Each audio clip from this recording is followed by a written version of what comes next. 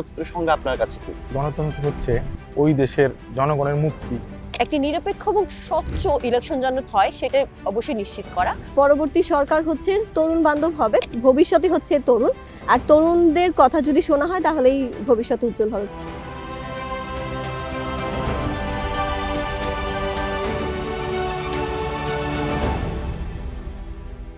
কথায় আছে গণতন্ত্র জনগণের শাসন, এবং এই গণতন্ত্র প্রতিষ্ঠার অন্যতম একটি মাধ্যম হলো নির্বাচন। সামনে আসছে নির্বাচন, এবং সেই নির্বাচনকে সামনে রেখেই আজকে আমরা শুনবো বাংলাদেশের মানুষদের কথা। আজকে এই আলোচনায় আমাদের সাথে উপস্থিত আছেন দৈনিক বাংলাদেশ বাণীর সাংবাদিক আলমগীর কবির সোহাগ, এবং আমাদের সাথে আরও উপস্থিত আছেন আমাদের বরিশাল বিশ্ববিদ্যালয়ের শিক্ষার্থী মোসাম্মদ তাজিন, এবং আরও উপস্থিত আছেন মুমতাহিনা শাবনম অহনা, ইয়ুথ অ্যাক্টিভিস্ট। আপনাদের সকলকে আজকের এই আলোচনায় স্বাগতম। আমি শুরুতেই হলো আলমগীর কবির সোহাগ, আপনার কাছে চলে যাব। সোহাগ, আপনি গণতন্ত্র বলতে আসলে কি বোঝেন, বা গণতন্ত্রের সংজ্ঞা আপনার কাছে কি? ধন্যবাদ আপনাকে। আসলে গণতন্ত্র বিশাল একটা ব্যাপার। এই ছোট্ট পরিসরে যদি বলতে চাই, গণতন্ত্র হচ্ছে একজন মানুষের ওই দেশের জনগণের মুক্তি, নিজের স্বাধীনতা, নিজের নিরাপত্তা, সর্বোপরি মৌলিক চাহিদাগুলোর একজন গণতান্ত্রিক রাষ্ট্রে একজন মানুষের ইন্ডিভিজুয়ালি যে চাহিদাগুলো, এটাকে গণতন্ত্রের মাধ্যমেই যদি সঠিক, সুন্দর এবং আইনের মধ্য থেকে পূরণ করার প্রয়োজন হয়, সেক্ষেত্রে গণতন্ত্রের বিকল্প আছে বলে আমি মনে করি না। তো সেক্ষেত্রে গণতান্ত্রিক রাষ্ট্র হিসাবে আমাদের এই দেশের উঁচু নিচু, কোনো রকম বৈষম্য দূর করার ক্ষেত্রে গণতন্ত্রের চর্চা এবং এটাকে প্রাতিষ্ঠানিক রূপ দেওয়ার ক্ষেত্রে আসলেই গণতন্ত্রের আমি বলবো যে জনক। ধন্যবাদ আলমগীর কবির সোহাগ। আমি এবার একটু চলে যাব মোসাম্মদ তাজিন আপনার কাছে। মোসাম্মদ তাজিন, আপনি এই পুরো আমাদের বরিশাল শহরের যে আমাদের বরিশাল বিশ্ববিদ্যালয় আছে, সেই বরিশাল বিশ্ববিদ্যালয়ের একজন শিক্ষার্থী, এবং সেই জায়গা থেকে আপনি আসলে একজন ভোটার, বাংলাদেশের একজন নাগরিক। তো আপনার মতে নির্বাচন সফল করতে ইলেকশন কমিশনের ভূমিকা কতটুকু গুরুত্বপূর্ণ? ধন্যবাদ আপনাকে। নির্বাচন সফল করতে আমি মনে করি ইলেকশন কমিশনের ভূমিকাটাই সবচেয়ে বেশি, কারণ একটি সুষ্ঠু নির্বাচন নিশ্চিত করাই হচ্ছে ইলেকশন কমিশনের দায়িত্ব।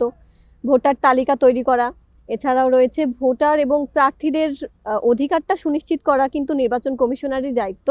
এছাড়াও যদি বলি যে নির্বাচন যে স্থান, নির্বাচন ভোট কেন্দ্রে আমাদের একটি আইন শৃঙ্খলা রক্ষা করার ক্ষেত্রে নির্বাচন কমিশন ভূমিকা রাখে। ধন্যবাদ তাজিন আপনার উত্তরের জন্য। তাজিন, আপনার কাছে আমার আরেকটা কোশ্চেন আছে, যে আপনার এলাকায় ইলেকশন কমিশনের প্রস্তুতিটা কেমন, এবং তাদের নেওয়া যে পদক্ষেপগুলো কতটা কার্যকর হয়েছে বলে আপনার মনে হয়? ধন্যবাদ।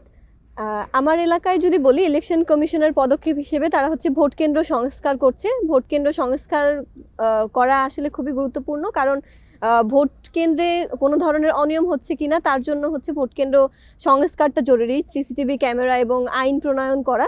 এছাড়াও আমি মনে করি যে নির্বাচন কমিশনের আরও কিছু দায়িত্ব রয়েছে, যে তারা সঠিক এবং দক্ষ প্রিজাইডিং অফিসার নিয়োগ করা, এবং একই সাথে ভোটারদের সচেতন করার জন্য যে সচেতনতা ক্যাম্পেইন তৈরি করা, এগুলো হচ্ছে নির্বাচন কমিশন করছে। ধন্যবাদ তাজিন। আমি এবার একটু চলে যাব মুমতাহিনা শাবনম অহনা আপনার কাছে। অহনা, আপনার মতে আপনার এলাকায় একটি সুষ্ঠু ইলেকশন বা নির্বাচন নিশ্চিত আসলে কি কি পদক্ষেপ নেওয়া জরুরি বলে আপনি মনে করেন? ধন্যবাদ আপনাকে প্রশ্ন করার জন্য।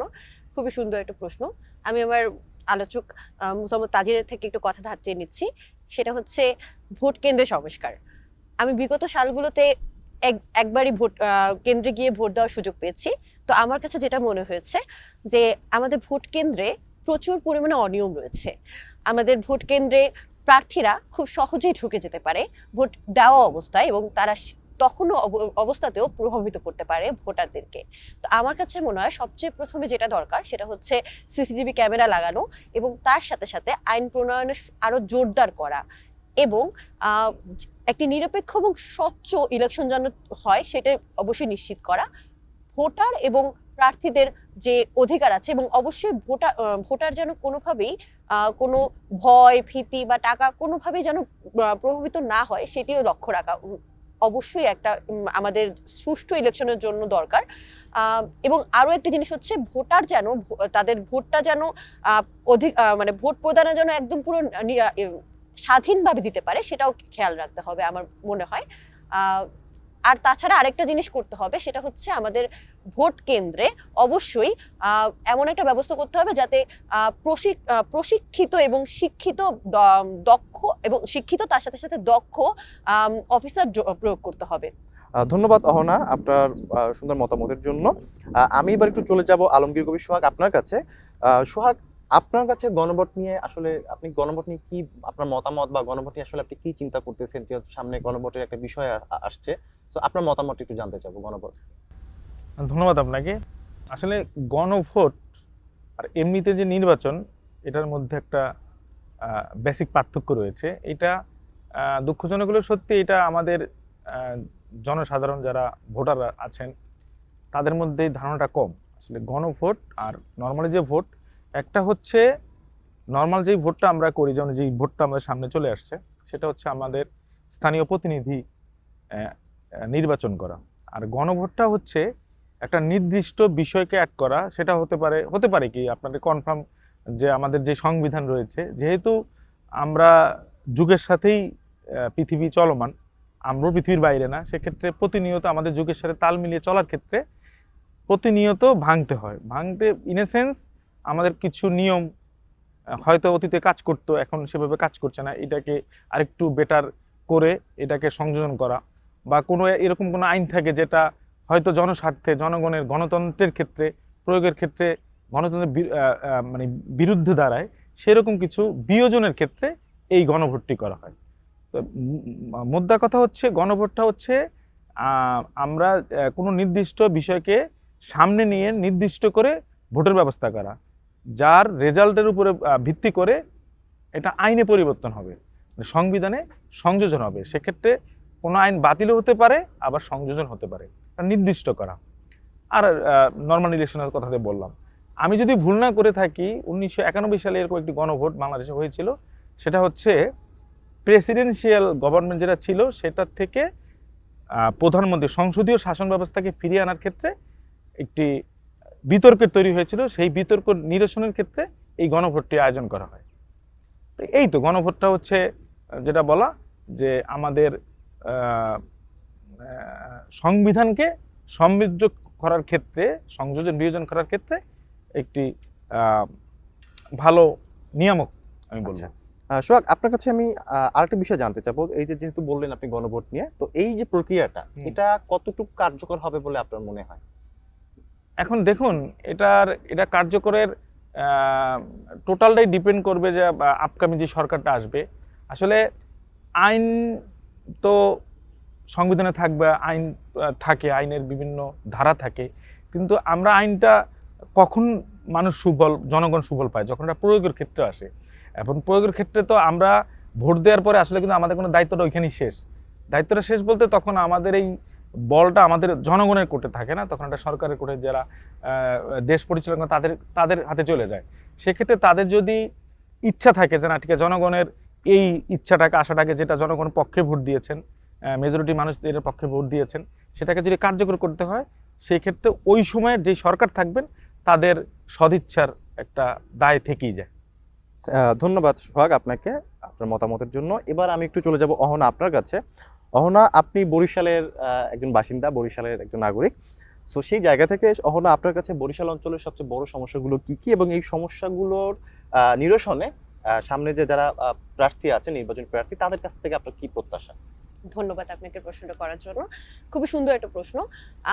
বরিশালে যদি দুর্যোগ ভিত্তিক সমস্যা দেখি, তাহলে হচ্ছে সবচেয়ে প্রথমেই ধরা হয় নদী ভাঙনকে, এবং আরো আছে জলবদ্ধতা। আর তার সাথে সাথে আমাদের প্রচুর পরিমাণে দুর্বল অবকাঠামো রয়েছে, আমাদের শহর ভিত্তিক বলুন বা গ্রাম ভিত্তিক বলুন। তো এর ছাড়াও আমাদের যদি তরুণদের সমস্যার কথা বলি, তাহলে হচ্ছে আমাদের কর্মসংস্থানের স্বল্পতা এত পরিমাণে কমে গেছে বরিশালে, যার কারণে যারা তরুণ আমরা, তারা অনেক বেশি রাজধানীমুখী হয়ে যাচ্ছি। এই কারণে দেখা যাচ্ছে যে আমাদের বরিশালের কর্মসংস্থান নেই এবং সেই পরিমাণে আমাদের অর্থটাও বরিশালে পাচ্ছে না বরিশাল। এছাড়াও যদি আমি একটু ধরি, বরিশালে আরো একটা সমস্যা হচ্ছে বড়, যোগাযোগের বৈষম্যতা। এই যোগাযোগের বৈষম্যতা দেখা যাচ্ছে আমাদের গ্রাম এবং শহরের মধ্যে। এক্সাম্পল যদি আমি দিই তাহলে হচ্ছে আমরা কিছুদিন আগে আমি একটা প্রকল্প করেছি, প্রকল্পের সাথে যুক্ত ছিলাম। প্রকল্পটায় দেখা গেছে যে আমাদের যারা গর্ভবতী নারী এবং হ্যান্ডিক্রাফট মানুষ আছে তারা হচ্ছে একটু গ্রাম সাইড, যদি আমি নদীমাতৃক গ্রাম সাইডের দিকে যাই তাহলে হচ্ছে হিজলা, মুলাদি এইসব জায়গাতে দেখা গেছে যে তাদের যে প্রয়োজনীয় যে ম্যাটেরিয়ালগুলো তাদের কাছে পৌঁছে দিতে এবং তারা যে শহরে এসে চিকিৎসা নেবে এই ক্ষেত্রে অনেক বেশি তারা সমস্যায় পড়েছে, যেটা হচ্ছে যাতায়াত মাধ্যমের সমস্যা। এর কারণটাই হচ্ছে যোগাযোগের বৈষম্যতা। তারা ঠিক মতো যে কোনো রাতের বেলা যদি একটা গর্ভবতী নারী অসুস্থ হয়ে পড়ে, তারা সেই সময়টায় বরিশালে শহরে আসার জন্য, তারা সঠিকভাবে চিকিৎসা পাওয়ার জন্য তারা যোগাযোগটা করতে পারছে না, যার কারণে দেখা যাচ্ছে আমাদের চিকিৎসা ক্ষেত্রেও সমস্যা দেখা যাচ্ছে, তার সাথে সাথে শিক্ষা ক্ষেত্রেও সমস্যা দেখা যাচ্ছে। আর আপনার দ্বিতীয় প্রশ্নটা ছিল আমার কি প্রত্যাশা। আমার প্রত্যাশা হচ্ছে এই সমস্যাগুলি সমাধান। আমাদের যে এই নদী কেন্দ্রিক যে জায়গাগুলো রয়েছে তাদের সাথে একটি সুষ্ঠুভাবে যাতায়াত মাধ্যমটা যেন সুন্দরভাবে যোগাযোগটা হতে পারে, তাহলে সেই ব্যবস্থাটা যদি আমাদের প্রার্থীরা করতে পারে তাহলে অবশ্যই আমি খুবই খুশি হব আমাদের বাংলাদেশ এবং বরিশালের নাগরিক হিসেবে। তার সাথে সাথে আমাদের তরুণদের জন্য যদি বরিশালী কর্মসংস্থানের ব্যবস্থা স্টার্ট আপ হোক, আর তার সাথে সাথে আমাদের যে দক্ষতা আর যে মানসম্মত শিক্ষার যে ব্যবস্থাটা সেটা যদি একত্রে ব্যালেন্সিং ভাবে গড়ে তোলা যায় তাহলে আমার মনে হয় সবচেয়ে বেশি ভালো হয়।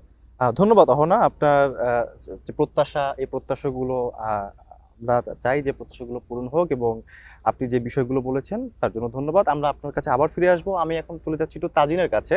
তাজিন, একজন তরুণ প্রতিনিধি হিসেবে বাংলাদেশের তরুণরা আসলে আসন্ন যে সরকার আসছে তাদের কাছ থেকে আসলে কি প্রত্যাশা বা আপনারা আসলে কি চাচ্ছেন তাদের কাছ থেকে, যদি একটু বলুন। ধন্যবাদ আপনাকে। তরুণ হিসেবে বাংলাদেশের এবং বাংলাদেশের নাগরিক হিসেবে আমার প্রত্যাশা যদি বলি, আসন্ন যে ইলেকশন সেখানে শুধুমাত্র তারা প্রত্যাশা দিবে না, যারা দিচ্ছে শুধুমাত্র প্রত্যাশা নয়, বাস্তব ভিত্তিক বিভিন্ন পরিকল্পনা তাদেরকে করতে হবে। এবং বাংলাদেশের হচ্ছে 50% বেশি হচ্ছে তরুণ, এবং এই তরুণদের পরিকল্পিতভাবে এবং দক্ষভাবে জনশক্তিতে রূপান্তর করা সবচেয়ে বেশি প্রয়োজন বলে আমি মনে করি। এবং এর মূলে রয়েছে যে শিক্ষা ক্ষেত্রে যে ঘাটতিটা, আমাদের বর্তমানে শিক্ষা ব্যবস্থা থেকে আমাদের শিক্ষাকে আরো বেশি উন্নত করতে হবে এবং মানসম্মত করতে হবে। কারণ বর্তমান শিক্ষা ব্যবস্থা হচ্ছে পরীক্ষা নির্ভর। আমি মনে করি এটাকে বাস্তব ভিত্তিক করতে হবে। ডিজিটালাইজেশন সবচেয়ে বেশি জরুরি, কারণ বর্তমানে দেখা যায় যে অনেক মেধাবী শিক্ষার্থী শুধুমাত্র সার্টিফিকেট বা ডিগ্রি অর্জন করেই বের হয়ে যাচ্ছে, কিন্তু চাকরির বাজারে তারা স্কিল না থাকার কারণে যথাযথ মূল্যায়ন পাচ্ছে না। সেই জন্য আমি মনে করি তাদেরকে আরো বেশি স্কিলড করার জন্য যে বিভিন্ন ধরনের প্রোগ্রামে অংশগ্রহণের ব্যবস্থা করে দিতে হবে। এছাড়াও কর্মসংস্থানের যদি কথা বলি, সেখানে কর্মসংস্থানের ঘাটতি তো বাংলাদেশে থাকার কারণেই মূলত এই বেকারত্ব। আর কর্মসংস্থানে যুক্ত হওয়ার ক্ষেত্রে দেখা যায় যে ন্যায্যভাবে এবং সঠিকভাবে মূল্যায়ন করা জরুরি। আর আসন্ন যে সরকার এবং নির্বাচন থেকে আমি এটাই আশা করি যেন যে পরবর্তী সরকার হচ্ছে তরুণ বান্ধব হবে, কারণ ভবিষ্যৎই হচ্ছে তরুণ, আর তরুণদের কথা যদি শোনা হয় তাহলেই ভবিষ্যৎ উজ্জ্বল হবে বলে মনে করি। ধন্যবাদ তাজিন আপনাকে, আপনার সুন্দর যে প্রত্যাশা, সেই প্রত্যাশাগুলো বাংলাদেশের তরুণদের পক্ষ থেকে আপনি বলেছেন। আমি এবার একটু চলে যাব আলমগীর কবির সোহাগ আপনার কাছে আবার। আপনি বরিশালের একজন স্থায়ী বাসিন্দা এবং দীর্ঘদিন যাবত আপনি বরিশালে বসবাস করছেন। তো আপনার চোখে বরিশালের প্রধান সমস্যাগুলো কি কি এবং এই সমস্যাগুলো নিরসনে নির্বাচনী প্রার্থী যারা আছেন তাদের কাছ থেকে আপনাদের কি প্রত্যাশা? বরিশাল একটি মেট্রো সিটি। মেট্রো সিটির অনেকগুলো ক্রাইটেরিয়া থাকে।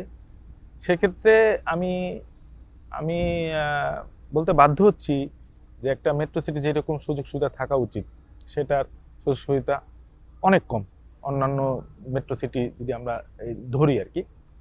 তো মোটা দাগে আমাদের এই শহরের সমস্যা বলতে আমি প্রথমে বলবো যে চিকিৎসা। আমরা সবাই জানি যে বরিশাল শেরেবাংলা মেডিকেল কলেজ একটি রয়েছে এবং এটার এই হসপিটালের উপরে, আমাদের হাসপাতালের উপরে টোটাল বরিশাল সারাউন্ডিংয়ে যত জেলা আছে সমস্ত জেলার চিকিৎসা এখানে করা হয়। আর এই রোগীর চাপ সামলাতে গিয়ে যে নর্মালি যে চিকিৎসা ব্যবস্থা এখানে থাকা উচিত ছিল সেটা নেই, এবং এটা অনেক দিন যাবত এই সমস্যা আমাদের, আমি তো বলবো যে অনেক পুরনো। এটার দিকে নজর দেওয়ার জরুরি। দ্বিতীয় হচ্ছে আমার বরিশালের আইন শৃঙ্খলা। হ্যাঁ, ইদানিং একটি নতুন একটা তৈরি হয়েছে যে কিশোর গ্যাং, এটা নিয়ন্ত্রণের ব্যবস্থা, এবং এই কিশোর গ্যাংয়ের পেছনে রাজনৈতিক ছত্রছায়া রয়েছে বিভিন্ন দলের। এটাকে শক্ত হাতে যারা জনপ্রতিনিধি হবেন ভবিষ্যতে এটা মাথায় রাখবেন, এবং মাথায় রাখা জরুরি, কারণ দিন শেষে জনগণের নিরাপত্তাই হচ্ছে আসল। আর তৃতীয় হচ্ছে যে আমাদের মশা এই শহরের, এটা অনেক দিন যাবতই আমরা ভুক্তভোগী এই শহরের, এবং বিগত 3-4 মাসে যদি আপনি রেজাল্টটা দেখেন যে বাংলাদেশে যে কয়টি ডেঙ্গু অঞ্চল রয়েছে যেটা প্রকোপ আকার ধারণ করে, তার মধ্যে বরিশাল, বরগুনা সবচেয়ে, এই যেহেতু বরিশালের মধ্যে, আমাদের বরিশালও এটার বাইরে ছিল না। আমরা এই ডেঙ্গুর কারণে, এই মশার কারণে আমরা কিন্তু এই শহরের মানুষ অনেক ভুক্তভোগী। আর শেষ সেটা হচ্ছে জলাবদ্ধতা। এটা আমাদের মানে অনেকটা, আমি যদি বলি যে মানুষ বলতে বলতে বলতে বলতে এখন আর মানুষ বলে না, আমরা হ্যাবিচুয়েট হয়ে যাচ্ছি, যেটা আমরা ধরে নিয়েছি বরিশালে থাকা মানে হচ্ছে বর্ষার সময় আমরা পানির মধ্যেই থাকবো। হ্যাঁ, আর জলাবদ্ধতা এত নির্মম একটা জিনিস, যারা এর ভিতরে না পড়েছে, এর শিকার না হয়েছে, তারা আসলে বুঝবে না। তো সেক্ষেত্রে সামনে যে জনপ্রতিনিধি আসবেন তাদের প্রতি আমি একজন বরিশালের নাগরিক হিসাবে, সচেতন মানুষ হিসাবে আমার দাবি থাকবে এই সমস্যাগুলোকে মোটা দাগে সমাধানের চেষ্টা তারা করবেন। তাহলে হয়তো আমরা আসলে বলতে পারবো আমরা বরিশালের প্রাচ্যের ভেনিস, মেট্রো সিটি বরিশালের বাসিন্দা। ধন্যবাদ সোহাগ। আমি এবং আশা রাখি আপনার কথার সাথে যে সামনে যারা আসবেন তারা আপনাদের এই প্রত্যাশাগুলো পূরণ করবেন। আমি এবার চলে যাব মুমতাহিনা শবনম অহনা আপনার কাছে। অহনা, আপনি একজন ইয়ুথ অ্যাক্টিভিস্ট বরিশালের, এবং বরিশালে পর্যটন হিসেবে দিন দিন জনপ্রিয়তা বেড়ে চলছে বরিশালের। সেই জায়গা থেকে পর্যটনকে কেন্দ্র করে আসন্ন সরকার বরিশালে যে কর্মসংস্থানের বৃদ্ধি করার সুযোগ আছে, সেই সুযোগটাকে আপনি আসলে কিভাবে দেখছেন, এবং এই বিষয়টাকে কেন্দ্র করে আপনার আসলে কি প্রত্যাশা যাতে বরিশালে কর্মসংস্থানে বৃদ্ধি করা? কারণ আপনি একটা বিষয় বলেছেন যে বরিশালের তরুণরা কর্মসংস্থানের জন্য রাজধানীমুখী হচ্ছে, তো যাতে রাজধানীমুখী না হয়ে নিজের শহরেই তারা কর্মসংস্থানের সুযোগটা পায়, সেই ক্ষেত্রে আপনার আসলে কি চিন্তা বা আপনি কি প্রত্যাশা করছেন? ধন্যবাদ আপনাকে। হ্যাঁ, বরিশালে আসলে কর্মসংস্থান নেই বললেই চলে। বরিশাল নদীমাতৃক অঞ্চল। আমাদের চারিদিকে আমাদের সবচেয়ে বেশি যেটা আমরা চোখে পড়ে সেটা হচ্ছে নদী। চারিদিকে কীর্তনখোলার পাড়ে আমরা সারাদিন বরিশালের মানুষ ঘুরতে আসলেও বসে থাকে। তো এই যে জায়গাগুলো, যে পর্যটক জায়গাগুলো, এগুলোর সবচেয়ে বড় যে জিনিসটা হচ্ছে সেটা হচ্ছে আমাদের অনেক মানুষ আছে যারা শুধু বাংলাদেশ, বরিশাল কেন, বরিশালের বাইরে যারা আছে তারা অনেকেই জানে না বরিশালে কোথায় কোথায় ঘোরার জায়গা আছে। তারা খুব কম সংখ্যক জায়গা জানে, যেটা যদি বলি পেয়ারা বাগান বা সাতলার বিল, এই জায়গাগুলো ছাড়া তারা আসলে বরিশাল বা কুয়াকাটা, এই জায়গাগুলো ছাড়া তারা আসলে জানে না বরিশালে আরো ঘোরার জায়গা আছে। আমাদের বরিশালে পর্যটন জায়গাগুলো আসলে এখন পর্যন্ত মানুষের সামনে সেইভাবে প্রকাশিত পায়নি। এর কারণ হচ্ছে আমাদের প্রচারণার ব্যবস্থায় অনেক বেশি ঘাটতি, আর তার সাথে সাথে যোগাযোগ এবং যাতায়াত মাধ্যমে ঘাটতি। যাতায়াত যে জায়গাগুলো, আমরা যদি রোড বলি, সেই রোডগুলো, ওই পর্যটন কেন্দ্রগুলোতে যাওয়ার জন্য যে রোড, সেই রোডগুলো খুবই খারাপ অবস্থা। তো এই জিনিসগুলো যদি ঠিক করা হয় তাহলে আমার মনে হয় সবচেয়ে বেশি ভালো হয়। আর তার সাথে সাথে আমাদের যে আমি যদি বলি কর্মসংস্থানের ক্ষেত্রে আমাদের টুরিস্ট গাইড, এই জিনিসটাকে বরিশাল বলি বা বাংলাদেশের মানুষ বলি এতটাই হেয় চোখে থাকে। আমরা যদি একটু ইউরোপিয়ান কান্ট্রিগুলো যদি চলে যাই, রোম বা অন্য জায়গাগুলোতে, এই জিনিসটা নিয়ে আমাদের বাংলাদেশের মানুষ, ছাত্রছাত্রীরাই পড়াশোনা করতে যায় ট্যুরিজম নিয়ে, এবং তারা টুরিস্ট গাইড হয়ে ওই দেশের বিভিন্ন জায়গা সম্পর্কে জ্ঞান নিয়ে মানুষকে সেই জিনিসগুলো সম্পর্কে জানাতে আগ্রহ বোধ করে, এবং তার জন্য তারা অনেক বড় রকমের তাদের একটা কর্মসংস্থান হয়ে যায়, এবং তার জন্য তারা অর্থনৈতিকভাবেও সচ্ছল হয়ে যায়। কিন্তু বাংলাদেশে যে জিনিসটা হচ্ছে, আমরা লোকাল মানুষ ছাড়া কেউ সেই জায়গাগুলোতে ঘোরাতে নিয়ে যেতে চাই না। আমরা খুঁজি লোকাল মানুষ এখানে কোথায় আছে, লোকাল মানুষ যারা এখানে ভাষা জানবে। কিন্তু আমি যদি একটু ছাত্রছাত্রীরা দেখি, তারা কিন্তু এই ভাষাটাও জানে। আমরা বরিশালের মানুষ, বরিশালের ভাষাও জানি, বরিশালের মানুষদের সাথে কিভাবে কমিউনিকেট করতে হয় সেটাও জানি। আমরা যদি এটা নিয়ে একটু পড়াশোনা করি এবং যারা পর্যটক আসবে তাদের জন্য কি কি ভালো ব্যবস্থা করা যায় তার ব্যবস্থা করি, তাহলে আমার মনে হয় এটা খুব ভালো একটা আমাদের কর্মসংস্থানের জায়গা হয়ে যাবে। তার সাথে সাথে যে পর্যটন কেন্দ্রগুলোতে যে থাকার ব্যবস্থা রয়েছে, সেই থাকার ব্যবস্থাগুলোতে যদি ভালো করা হয়, আমার মনে হয় পর্যটক আরো আসবে, এবং এতে কর্মসংস্থান হোক আর পর্যটন কেন্দ্র হোক আরো বেশি ভালো হয়ে যাবে। ধন্যবাদ অহনা। আমি এবার একটু চলে যাচ্ছি মোসাম্মদ তাজিন আপনার কাছে। তাজিন, আপনি বরিশালের একজন ভোটার আছেন। সো ভোটার হিসাবে আসন্ন যে ইলেকশনটা আসতেছে সেই ইলেকশনটাকে আপনার কি এক্সপেকটেশন আছে বা আপনি কি আশা করছেন? ইলেকশনটা কিভাবে দেখছেন? ধন্যবাদ আপনাকে। আসন্ন যে ইলেকশন আছে সেখানে একজন তরুণ হিসেবে, এবং আমি মনে করি শুধুমাত্র তরুণ নয়, আমরা সবাই চাই আসন্ন ইলেকশনটা হবে শান্তিপূর্ণ, অবাধ, এবং সেখানে সবাই হচ্ছে সমান অধিকারটা পাবে, যে ভোট কেন্দ্রে গিয়ে অধিকারটা যেন নিশ্চিত হয়। সেই বিষয়ে আমি আশাবাদী যে ইলেকশন কমিশন এবং এর সাথে জড়িত যেসব সংস্থা আছে তারা আরও বেশি নিরপেক্ষ হবে এবং তাদের মধ্যে জবাবদিহিমূলক ব্যবস্থাটা থাকবে, যাতে ইলেকশন এবং ভোটাধিকার নিশ্চিত করা হয় এবং সবাই অবাধ এবং নির্ভয়ে ভোট কেন্দ্রে গিয়ে ভোট দিতে পারে। ধন্যবাদ তাজিন আপনার এই বিষয়টি শেয়ার করার জন্য। আমি এবার একটু চলে যাচ্ছি আলমগীর কবির সোহাগ আপনার কাছে। সোহাগ, নির্বাচন বিষয়ক তথ্য এবং প্রার্থীদের নির্বাচনী ইশতেহার সর্বসাধারণের কাছে কতটুকু সঠিকভাবে পৌঁছায় বা আদৌ পৌঁছায় কিনা, ক্ষেত্রে আপনি কি মনে করেন? ধন্যবাদ আপনাকে। আসলে একটি আহ, আপনি যে প্রশ্নটা করলেন এটার উত্তরটা এরকম, মানে আমরা সবই জানি কিন্তু মানি না, বা প্রকাশটা ওইভাবে হয় না। দুঃখজনক হলো সত্যি, আমাদের নির্বাচনের আগে যেই হলফনামা দেওয়া হয় সেখানে একটি উল্লেখযোগ্য মুখ্য জায়গা হচ্ছে তার মানে আর্থিক সঙ্গতি, মানে সে কি করে না করে সেটা কিভাবে। এই ক্ষেত্রে সচ্ছলতা যদি আমি পার্সেন্টেজ হিসাব করি তাহলে 90% ধরতে পারেন যে এখানে ভুলভাল দেয়া থাকে, যেটা তার আছে বাস্তবে আছে কিন্তু ওখানে নাই। তো এটা দুঃখজনক। আমি যদি আমি আমি আমি আমার প্রতিনিধি নির্বাচনের ক্ষেত্রে প্রথমেই যদি আমি সাদা চোখে বুঝতে পারি যে না উনি যা বলছেন উনি তার হলফনামা সেটা দিচ্ছেন না, সেক্ষেত্রে আমি প্রথমেই তো মোরালি ডাউন হয়ে যাই যে আমি আসলে এই লোকটার কাছে কি আশা করবো, বা উনি নির্বাচিত হলে আমাকে মানে জনগণকে সে কি সেবা দিবেন। তো এটা নিয়ে আমাদের ভিতরে শঙ্কা তো থাকবেই, অতীতেও ছিল, এখনো আছে, এবং আশা করব এটা যেহেতু নির্বাচন কমিশনের আন্ডারে থাকে যে ওনারা যদি আইনটাকে এই তাদের যেই আর্থিক সঙ্গতি বা আর্থিক যেই সম্পত্তির হিসাব তারা ইয়েতে দিয়ে থাকেন, নির্বাচন কমিশনের জমা দিয়ে থাকেন, এটা তারা নির্বাচন কমিশন চাইলেই সত্যিকারের তথ্যটা তুলে আনতে পারেন। আর যদি এটা নির্বাচন কমিশন করতে পারেন কি করা সম্ভব, নির্বাচন বাংলাদেশে যেই আইন রয়েছে, যদি প্রয়োজন পড়ে, যদি এটাকে কন্ট্রোল করার জন্য যদি কোনো আইন করার প্রয়োজন হয়ে থাকে সেটাও তারা করতে পারে। তো সেক্ষেত্রে এটা যদি করতে পারে, আমি বলবো স্বচ্ছ, সুন্দর এবং সত্যিকারের জনপ্রতিনিধি নির্বাচনের ক্ষেত্রে আমরা 50% এগিয়ে যাব। আচ্ছা সোহাগ, আপনি এখানে একটা বিষয় বলেছেন যে এটা যারা আমরা জনসাধারণ যারা আছি তারা নির্বাচনী প্রার্থীদের এই বিষয়গুলো জানি না, এবং আপনি বলেছেন যে ইলেকশন কমিশনের এখানে একটা ভূমিকা আছে। আমি সেই জায়গা থেকে বলতে চাই যে বা জানতে চাই, এই জায়গাতে আপনাদের আসলে গণমাধ্যম কর্মী যারা আপনারা আছেন আর কি, আপনি নিজেও একজন গণমাধ্যম কর্মী, আপনাদের ভূমিকাটা আসলে কেমন বা আপনাদের ভূমিকাটা আসলে কি হতে পারে বলে আপনি মনে করেন? আসলে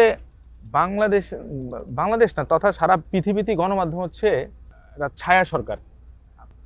আপনি দেশের উন্নয়নশীল দেশগুলোতে, বাংলাদেশের মতো দেশগুলোতে যদি গণতন্ত্রকে প্রাতিষ্ঠানিক রূপ আপনি দিতে চান, সেক্ষেত্রে সাংবাদিক বা আপনি যেটা বললেন যে পত্রিকা, যেটাই হোক, আমাদের ডিজিটাল মাধ্যম হোক, ইলেকট্রিক মাধ্যম, প্রিন্ট মিডিয়া হোক, মিডিয়ার একটা বড় ভূমিকা রয়েছে, এটা অস্বীকার করার নাই, কোনো সুযোগই আপনার নাই, পাবেন না।